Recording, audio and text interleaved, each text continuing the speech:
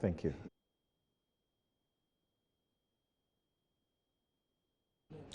Right. Welcome back. This is Newsfile. It's your most authoritative news analysis platform. And here on Newsfile, we put Ghana first. This program is brought to you by the kind sponsorship of MTN, Everywhere You Go, Bank of Africa, as strong as a group and close as a partner. Amen Scientific, God is the healer. Duraplus, where Duraplus goes, water flows. COAFS, your immune booster. That's the Core FS. That's your immune booster. And you need that even a lot now. We lead. We build home for you. Joy Learning. Keep learning. In the midst of the emergency and the lockdown, you can still learn on Joy Learning. All you need is your Digibox. Right. So my guests for this segment, Dr. Justice Jansen, my friend, colleague, who is also a practicing physician, General Secretary of the Ghana Medical Association. Thank you very much for making time for us, sir. Thank you, Samson. Also here is Kesley Atto Coleman. He is complex emergencies expert and fellow Imani Africa. We will be going on the phone. Thank you for joining us, sir. We'll be going on the phone lines to speak to some other of our guests who will assist us to unpack what the president announced yesterday. So let me start with the Ghana Medical Association. And Dr. Justice Jansen, you signed a statement asking for a lockdown, and I guess somebody actually called your bluff. Now, where we are is what we have to focus. Are we any late? Well, as far as we are concerned, I think it is not too late. Of course, at the time we made the call, we knew that the president will have to also engage other stakeholders. Because if you look at the trajectory of this whole COVID-19, the two key areas are, one, health, of course. That is where the key issue is. But it also has some ramifications on the economy at large. So definitely, if you're going to take some action beyond the health bit, you need to rope in the others. So basically, we expected that by close of this week, we needed something like that. And thankfully, it has happened. All right. In the manner it has happened, is that what you expected? There are those who have already looked at it and say there appears to be that clause. We know this is an announcement. This is not the EI. That's the executive instrument, which will detail it in a way law has to. But the way it was announced, there appears to be one particular exemption that may make nonsense of the whole thing. That it is critical, but if you're providing that you can move out to do all the number of things that anybody is allowed to do, effectively, you may not get it as effective as you should. You agree? Well, to an extent, but you know, the president also sounded a caution that in as much as he's going to back this bylaw, the EI, he sounded a caution to all of us that, look, if you don't comply, it's not like an appeal. But within that space, if you don't comply, then I have no option than to get the security agencies to be actually firm on everybody. Right. So I think it is in our common interest to ensure that we comply as much as possible. Great. Yes, Atto, what do you say about what has happened briefly? Yeah, I think the president took the right step to in his speech. I mean, from the experiences that I had in Sierra Leone, I've participated in a shutdown and lockdown, stay at home before. So I think he did the right thing. What I liked was the strategic objectives for the lockdown. I think he was very clear. He said everybody should stay at home to halt the spread Then government wants to scale up contact tracing. Government wants to test for more viruses. And then government wants to enforce and enhance isolation treatment. So I think the measures that he articulated in terms of the strategic objectives for the 2 weeks lockdown, for me, as somebody who has worked in something similar like that before, was okay. But then, of course, there are some few gaps in his announcement. So I'm sure as we discuss, we'll point out some of those gaps to strengthen the response. Yes. Right. On Skype with us is Colonel Festus Abuaji, retired. He's an author, conflict analyst, and member Council on Foreign Relations, Ghana. Thank you for joining us, Colonel. Thanks a lot. Right. What's your reading of the measures, additional measures that have been issued by the president? I think the whole address is like a policy framework. So in terms of the operationalization of the exemptions, for instance, there's need for more clarity. How many persons, for instance, at any one time will be allowed to be walking to look for water or to look for food and so on and so forth. Or you take one of the paragraphs where the services are elaborated, I think it's paragraph 10. And in that paragraph, it says no transport will be allowed to enter the restricted areas. So let's say that you have a truck that is bringing charcoal or bringing plantain, or those kinds of staples that the people in Accra, for instance, or Kumasi or wherever, rely on. Now, these items are brought into the restricted area to specific locations, but that's about the bulk. There are women and other persons who go to these areas to break the bulk. How do we allow such persons to access those commodity bulk breaking points? Under what conditions, like social distancing and so forth? So there's a bit more need, there's need for a bit more of clarity on how the operational actors, the police, probably the military, are going to now determine how they interpret what a violation is, for instance. So we don't end up with a situation where innocent individuals who are genuinely going about procuring some of these services will now be victimized. What you are referring to is an exemption, but you are talking about when it is brought to the destination, how there's some sort of controlled process by which the distribution will happen. That's what you're asking. That's what I'm trying to allude to, that if you exempt trucks by way of trade, bringing commodities into the restricted area, that's a good exemption. Right. But the system that we have, socio-economic system, is that these commodities are not sent to supermarkets. Our supermarkets are the individual women and men sitting by the roadside on tabletops, selling a bit of pineapples, a bit of plantain, a bit of cassava. How do these women go to the bulk distribution areas where a truck full of plantain, for instance, has been brought into a restricted area within the Greater Accra metropolitan area? The ministry, whichever the sector ministry is, or the police, need to issue operational instructions and offer or provide additional guidance on how these commodities can be distributed within the value chain to be available to individuals to access.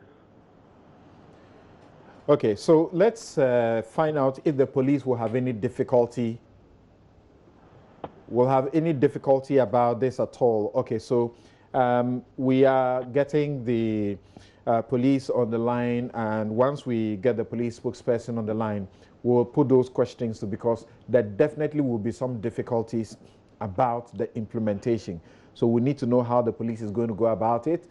so it doesn't worsen the situation, but whilst it is being flexible, it will still be able to enforce in a certain strict sense that does not put everybody else in danger. The point that Colonel Festus Abuaje, raises, does it resonate with you, and which other areas do you think we need to pay attention to? So absolutely. I mean, in the first place, if we let's use two key sources of data for this discussion. Of course, Act 1012, which gave the president the power to do the lockdown and shutdown. Imposition of Restrictions Act. Yes, Act 1012. And then the president's speech, as the primary or the secondary data to discuss it. Now, if you take the categories of Ghanaians and institutions who are exempted, it talks about production, distribution, and marketing of food, beverages, medicine, paper, and plastics. So that means that anybody who works in the ports, in principle, should be part of this group. So those of us who are working in the logistics sector should be part of this group. I don't see that very clear. So probably it is an area that has to be strengthened. If you look at the definition or the reasons why you can navigate through the restrictions, it says if you are going out for food, if you are going out for medicine, if you are going out for water, if you are going out to the bank for money, and very importantly, if you are going out to the public toilet, you can come out of the restriction. Now, this definition means every Ghanaian will be exempted, in principle. Now, if you then look at the second exemption, production, distribution, and marketing of food, beverages, medicine, etc., our market women are part of the distribution and marketing of essential goods, isn't it? Essential goods and services. So that therefore means that how is this shutdown? Sorry, which essential goods and services are you referring to? I'm talking about the categories of Ghanaians who are exempted from this restriction. The essential services are clearly mentioned. The non-mention of any other group is not. It's a clear indication that you are not part of it. Okay, so in that case, that's a good point. So in that case, that's the point I'm making. If you are saying that anybody who is involved with the production, distribution, and marketing of food, beer, beverages, etc., it means our markets women are exempted. Okay. And if our market women are exempted, and you look at the number of people who work in our markets, and the fact that we go to our market, we'll have to come out of restriction for food, and we'll have to go to the market to buy food. It shows that this part of the operationalization of the strategy has to be tightened up. That's the point I want to make. Interesting, but you would have heard the president give an emphasis in his speech. We await the EI, and then we'll see if there are any finer detail that will be there. But he was categorical when he got to the market and said, in the market, it is not everything or everybody that's allowed. Those that are within the food chain, that was clear. So what's your difficulty with that? Let's go to the phone lines. I'll return to you to continue with that. Let's get on Skype and get to meet Sheila Abeye-Bachman, Superintendent Sheila Abeye-Bachman, who is the Director of Public Affairs of the Ghana Police Service. I suppose that you are gearing up for the implementation, because the president said you will implement this without fear or favor. Yes, Samson. You know, the national security architecture had anticipated a possible stiffer restriction as it is now. And so some plans had been put in place. Although discussion is still ongoing to fine-tune some of the other plans, basically what police is going to do will be supported by the Ghana Armed Forces. We will be supported by the Immigration Service, Custom Division of the Revenue Authority, other ports and harbors, the Ghana Port and Harbor Authority, and several allied agencies. But we are going to have roadblocks, and then there will be snap checks. There would also be robust patrol by foot, by vehicles, and possibly by motorbikes as well. The roadblocks are going to be at the roads that lead out of or come into the areas that have been assigned by the president. Right. And so we are looking at roads leading into Accra or that take people out of Accra, roads that lead people into Tema or take people out of Tema, road that lead people into the areas in Kumasi that were mentioned, and then roads that lead people into exiting Kaswa and Ewutu, Senya East. Right. These roads will be blocked. Right. And if anybody attempts to access them, the person will be asked to do a roundabout, a U-turn back into the area where he or she is coming from. Okay. It may not be difficult. Okay, go ahead. Within the areas in Accra, Kumasi, Tema, and Kaswa, where you cannot exit or come into, the president has directed that people can go out on a limited basis to have essential items such as food, medicine, water, undertake bank transactions. And we are prepared to assist people who would have to necessarily go out in this direction. Discussion is ongoing. Possibly the municipal assemblies would have to shut down some of the kiosks and stores and salons and barbering shops and seamstress shops in and around the areas that we are going to ensure that people do not exit or come into from Monday. Okay. You are likely to face a very a huge difficulty. Tell me how you will navigate that. Road and railway construction workers, will they have to show you their ID cards that they work for a particular company before they are allowed? Mining workers, fisher folk, of course, members of the security agencies, not difficult to identify. Staff of electricity company, not difficult to tell. Telecommunication companies, e-commerce, digital service providers. How are you going to identify people involved in the production, distribution, and marketing of food, beverages, and someone going to buy medicine? How do you make the judgment that they are actually going to buy medicine? Someone attending nature's call to a public toilet, how do you identify them?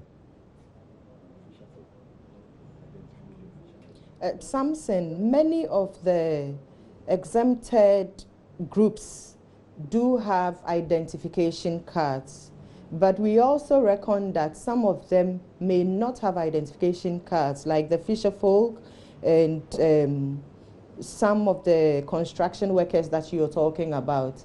So this operation is going to be really integrated. Like I said, apart from getting the MMDAs, we are working with the other agencies and ministries to come to some common terms between today and maybe by close of tomorrow, to have some common terms on how we can identify these people. If it means issuing them with some form of a pass, that will be done. There are several alternatives on board. Okay. And we're hoping that when we start with this implementation, we will continuously evaluate and review and re-strategize until the 2 weeks is up. And if it means that we will have to extend it as per the presidential directive, it will be done. So all these options have been thought of, and it is on discussion on the table. Great. So, Colonel Festus Abuaji, are you getting the comforts that you are seeking in the enforcement of the new additional measures that have come in? So I'm not too sure about that. Now, why I'm saying that is this. The lady who spoke said that by close of course, there's no work tomorrow. So by nightfall tomorrow, when you wake up 1 a.m. Monday morning, which is in the wee hours of the morning, this restriction is in force. As of now, we have not set the framework for the identification. Who is a nurse? Who is a doctor? Who is electricity corporation or whatever worker? These experiences are part of occasion to share on social media, were things that we did in the bad days of coups and revolutions. The persons who manage these arrangements are still alive, some of them. Some may even still be in the services, armed forces, police. We are running after the shadow. When we knew that the president was going to make this announcement, and I believe it's been imminent for a while, the respective sector ministries should have set in place the operational aspects of the policy that the president outlined. I don't think we've done that yet. My worry, my concern is about innocent victims, people who might be beaten up by security forces or probably even shot. You know, that's one concern that I'm very particular about. But why? Why beating anybody is not part of the enforcement process? Shooting anybody, Precisely. perhaps, is not part of the enforcement process. So why is that? Yeah. Why does that come to your mind in the first place?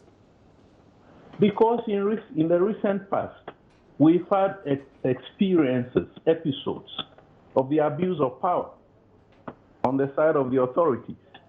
There is no reason for me not to think that under this current arrangement, when people are already mentally stressed by being restricted to very narrow spaces, that they're not going to be, tempted to ease that tension. I mean, I stay at Pokwasi ACT Estate. My bank is Tanchak. The nearest bank to me is either on the Ring Road or I go to Opebia. You see the distance that I need to traverse in order to go and find money, assuming that I need to take the cash. So there are individuals who may have to walk long distances.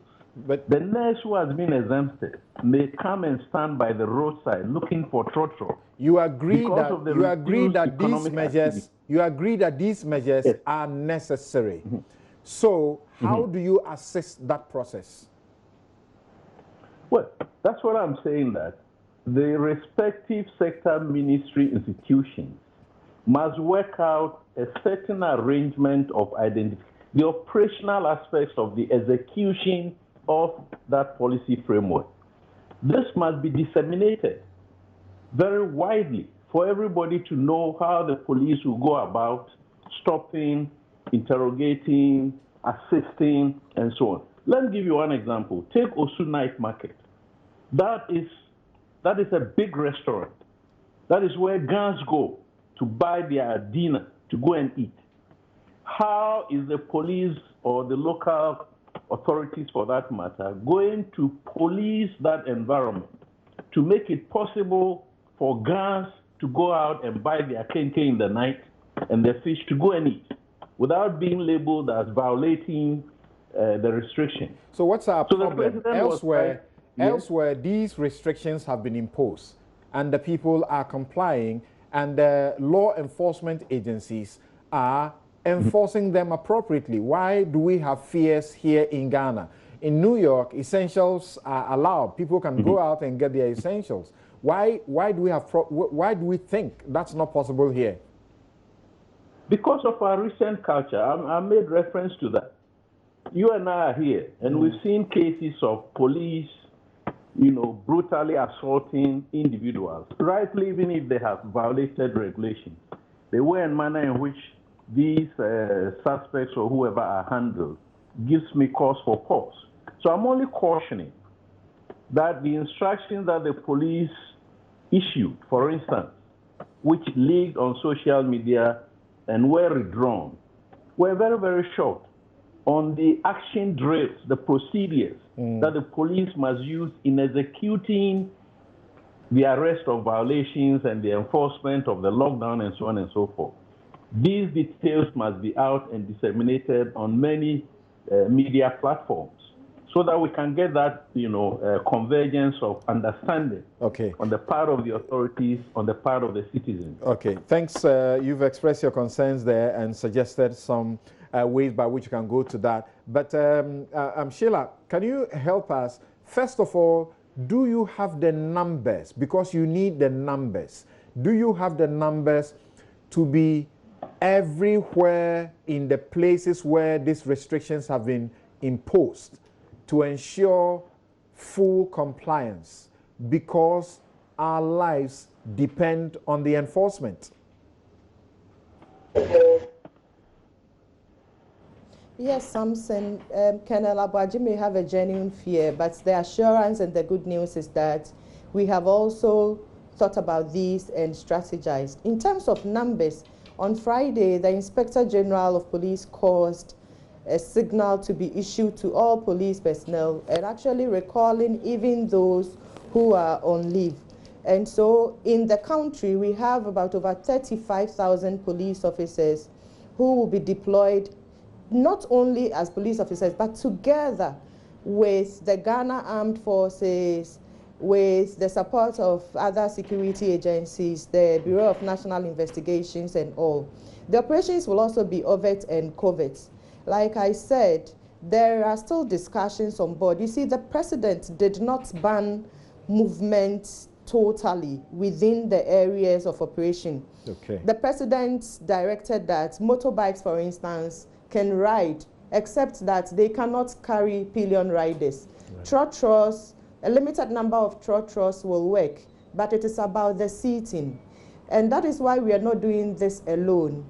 We are in touch with the agencies and ministries that work closely with leaders of these groups so that we can all come to some agreement. Some agreements have already been reached that I may not be able to put out now, but in the coming days, maybe by close of tomorrow, we would know the fine details that we have to know.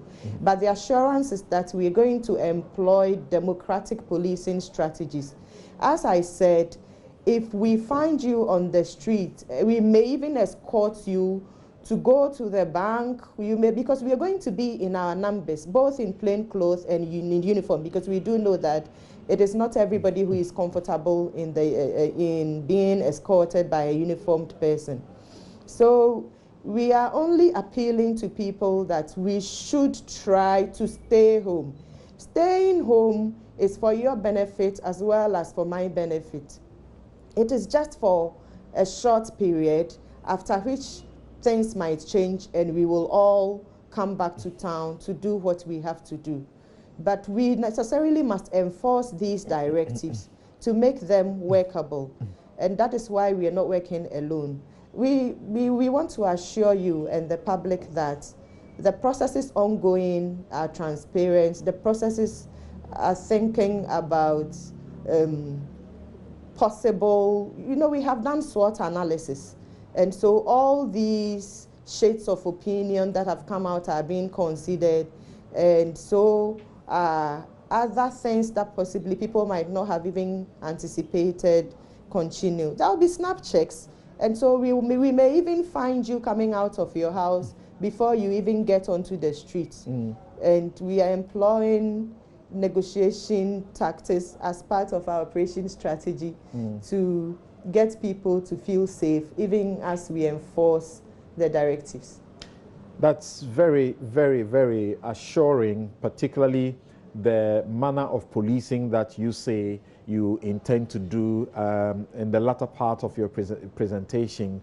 The president says that everyone resident in these areas must stay at home for the next 2 weeks.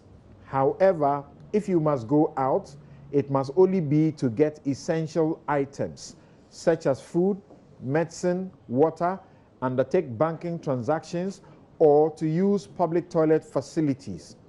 But as much as possible, stay at home. Once again, I don't know if I got a specific direct answer to that question. You will be in these communities. You will be in these localities in your numbers, correct? Yes, we will. Right. Do you have the numbers? We know fighting coronavirus is a multi-sectoral approach.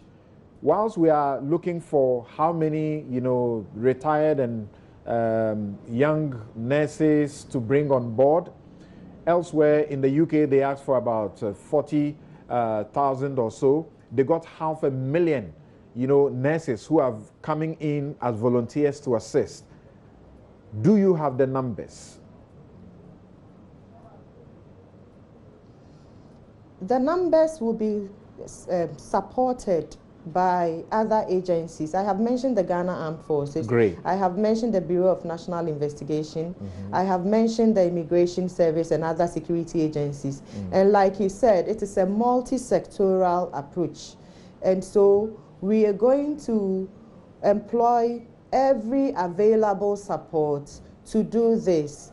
And particularly for people who will have to go out for essential items as listed by the President and just repeated by you, we will even facilitate that particular movement. And there are cases where you may find our officers and the other officers I have mentioned escorting them to carry out these assigned or essential engagements. That's very nice and assuring, but as Colonel Festus Abuaji expressed his concern, the excesses, how are you going to work on the excesses so that we don't have, people being, as it were, manhandled instead of being assisted properly by the police? Samson, our officers and the officers that will carry out these assignments, patrol, whether it is about snap check, whether it is about enforcing roadblock, whether it is about traffic management or escort duties, will adequately be briefed.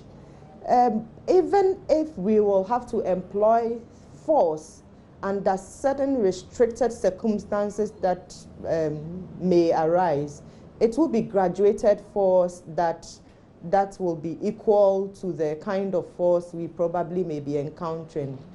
But as much as possible, the police administration is very ready. The Inspector General has already ordered that force that is not practical to democratic policing should not be used. Okay. I will let you take leave of us, but a couple of questions have come in. I will be done with you shortly, and then we can speak to Colonel Festus Abuaji and Professor Godfrey Bokwin to tell us about what appears to be some stimulus package to assist everybody else. There are people who are asking questions. We are supposed to be active during this period. People need to exercise. Those who have sort of the privilege to live in areas that they want to take a walk, they want to, run, do a few things. How are they going to do that? Thank you. Samson, people must stay at home. As a police officer, I can tell you that I am able to exercise daily in the comfort of my room or my office. Exercising does not necessarily mean that you have to go onto the streets and be walking or be talking to other people. Stay at home and find exercises that you can perform at home to stay fit. All right. So if you went into the markets on Monday afternoon and you saw market women and men who were dealing in something other than in the food chain, will they be arrested? The CJ has issued some guidelines also. This is not the time to take people into custody and put them in as it were, remand. Samson, we are talking and we have already spoken to leaders of the various markets. Like you said, it is a multi-sectorial approach. And we are hoping that the engagement that has already started will continue and our markets, women and men, will comply. You would have noticed that even our police cells, we have tried not to pack people there because we want to ensure the social distancing. So as much as possible, we do not want to arrest people anyhowly. And that is why I am hoping that by the end of this discussion, by the end of your program, people would have accepted the fact that they need to stay at home for their own benefit, for their own safety, and for the safety of the general public. How am I to be assured that the person talking to me and instructing me has the power to instruct me? Do you have some people who will be in mufti? Our police officers, mostly, I said they would be in uniform and plain clothes, but mostly, and it is not just police officers, it will also be military officers. Mostly it will be the uniformed officers that will engage people and persuade them to perhaps return to their homes or escort them if they need the necessary assistance. Our police officers will be wearing their names. Our soldiers will also be wearing their names. You can ask for identification if you are not sure, but then again, you may want to also call our 18555 operational number if you doubt it. But the assurance is that you would not see police officers working in singles. And so you would be able to verify even from the police officer or the military officer or the security agent who is nearby to assist you. Thank you very much, Sheila Kessie Abeye Bachman. Thank you very much for your time, Director of Public Affairs of the Ghana Police Service. I'm sure it's early days yet, so as we begin to roll out everything starting tomorrow also, the media will continue, the media that's been left out of the exemption, which I have asked, and I'm getting some assurance that the media has been catered for in the EI, that is the law that the president is supposed to issue to back the statement he made yesterday. We'll continue to do the education and assist so that people don't get into situations that bring confusion and to bring them in, conflict with the police or the law enforcement agencies.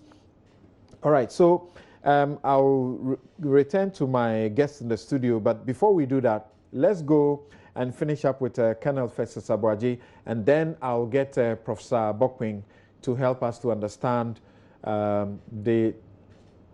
is it a tax relief? I'm not sure it's a tax relief, how much of it, and then the monies that are coming in for small-scale businesses. The president actually mentioned homes, how all that is going to happen. So Colonel Festus Abuaji retired. I'm sure that having listened to the police up to this point, you are setting that we can all cooperate in a manner that makes this effective.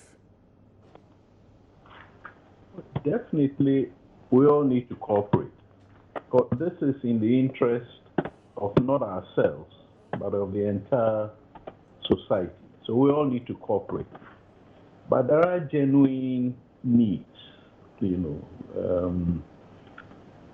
my concern, because the security of this country, for that matter, any society, depends on the lowest common denominator.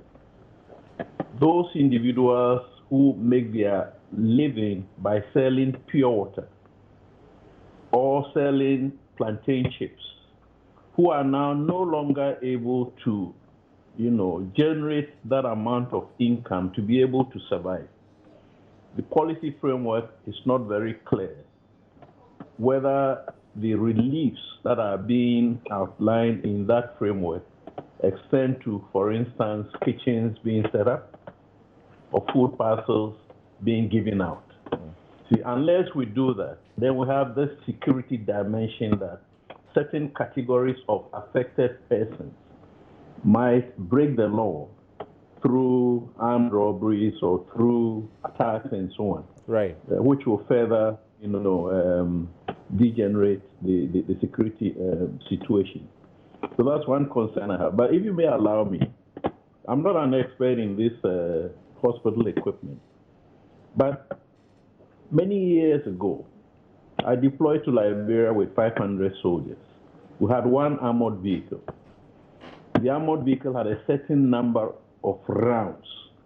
I cannot remember the exact quantity. But when we used the rate of fire of that weapon on the MOAC, it turned out that if we had to defend only one position with that one vehicle platform, within 12 minutes, the rounds would all be finished.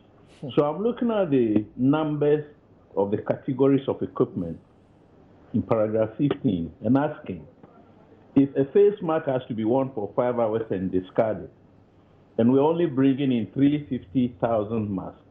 On paper, it looks nice, but technically, how many health personnel will be equipped with this 350,000? I thought the understanding was that we ahead. have a lot more coming in, and that it's a process, it's ongoing, and really, like Donald Trump will repeat over and again, nobody planned for this, right? Yeah.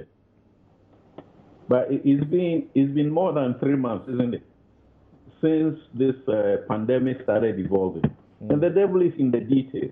Okay. The broad assurance that more are coming may be reassuring, but not so much, because there are no timelines attached to how many of which type of equipment do we expect by the end of next week, by the end of Sir, but do April you and also so acknowledge the difficulty that even the advanced countries where these things are being produced, they need more, they don't have. Their systems have been stretched. So African countries more particularly, have to be cautious in giving timelines because they cannot guarantee that they will have them. No, not exactly. You asked a question to, I think, the first segment of the first session. Right. What are the projections, for instance, for the face mask? Is it that we need 1 million and we have 350, and these are the timelines to make up the shortfall of 650,000? You see, I'm trying to suggest that, and I'm talking from experience about the conditions under which this quarantine has evolved. It started with little or no planning about the operational aspects. And then we bought time by now evolving a plan. You see, I won't be surprised that this restriction and the operational enforcement aspects might evolve along the same line. So I'm calling on the authorities to be a bit more specific. What are the projections? What are the availabilities? Right. What are the shortfalls? Okay. What are the plans to meet the shortfalls, for instance? All right. Thank you very much. Because I have a son who is a doctor, whose wife is a doctor. You see what I mean? Right. I need to be sure that not they alone, but every health worker is adequately protected. Right. Thank you very much. Sometime last week, by the time that Italy had not yet even, brought out the clear numbers of the health professionals who had died as a result of COVID-19, we're told that about 20 of the doctors had died in the line of duty. So I think Colonel Abuaje is right about that, spot on about that. The protection must be comprehensive. Police and all the people who are being deployed to enforce the law will also need to protect themselves in that regard. Let's get Professor Bokwing, economist and professor of finance at the University of Ghana, to share with us his understanding of what you may call our stimulus package and the packages for vulnerable, for companies. We have 1 billion Ghana Cedis that the finance minister has been ordered to work on, working with Parliament, which will go to households and businesses, particularly small and medium scale enterprises. We also have 3 billion facility to support industry, especially in the pharmaceutical, hospitality, service and manufacturing sectors. There is the grant of a period where you can hold on with paying your taxes or filing your taxes until a certain time. How does this benefit the system in the current circumstances? We take a quick break. We return. Professor Bokwin will start us off on that, and then my guest in the studio will take the rest of the time to deal with the other aspects of the additional measures.